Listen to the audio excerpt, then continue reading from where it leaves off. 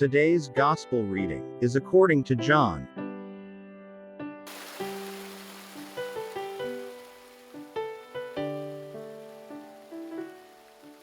As Jesus passed by, he saw a man blind from birth.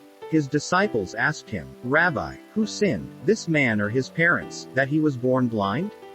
Jesus answered, "Neither he nor his parents sinned, it is so that the works of God might be made visible through him. We have to do the works of the one who sent me while it is day. Night is coming when no one can work. While I am in the world, I am the light of the world."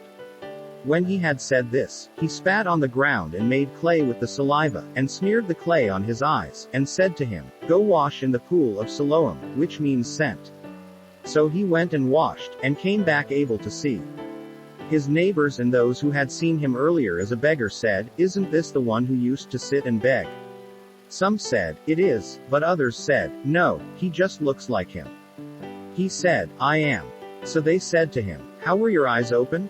He replied, "The man called Jesus made clay and anointed my eyes and told me, 'Go to Siloam and wash.' So I went there and washed and was able to see." And they said to him, "Where is he?" He said, "I don't know."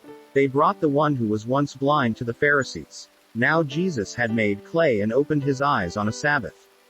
So then the Pharisees also asked him how he was able to see. He said to them, "He put clay on my eyes, and I washed, and now I can see." So some of the Pharisees said, "This man is not from God, because he does not keep the Sabbath." But others said, "How can a sinful man do such signs?" And there was a division among them. So they said to the blind man again, "What do you have to say about him, since he opened your eyes?" He said, "He is a prophet." Now the Jews did not believe that he had been blind and gained his sight until they summoned the parents of the one who had gained his sight. They asked them, "Is this your son, who you say was born blind? How does he now see?" His parents answered and said, "We know that this is our son and that he was born blind. We do not know how he sees now, nor do we know who opened his eyes. Ask him, he is of age, he can speak for himself." His parents said this because they were afraid of the Jews, for the Jews had already agreed that if anyone acknowledged him as the Christ, he would be expelled from the synagogue. For this reason his parents said, "He is of age, question him." So a second time they called the man who had been blind and said to him, "Give God the praise. We know that this man is a sinner." He replied, "If he is a sinner, I do not know. One thing I do know is that I was blind and now I see." So they said to him, "What did he do to you? How did he open your eyes?" He answered them, "I told you already and you did not listen. Why do you want to hear it again? Do you want to become his disciples, too?" They ridiculed him and said, "You are that man's disciple, we are disciples of Moses. We know that God spoke to Moses, but we do not know where this one is from."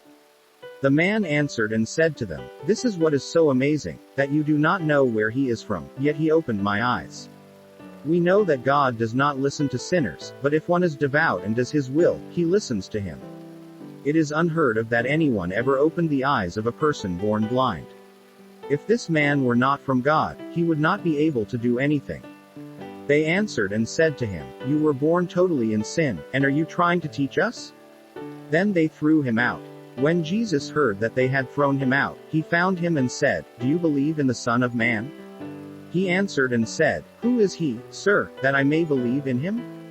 Jesus said to him, "You have seen him, the one speaking with you is he." He said, "I do believe, Lord," and he worshipped him. Then Jesus said, "I came into this world for judgment, so that those who do not see might see, and those who do see might become blind."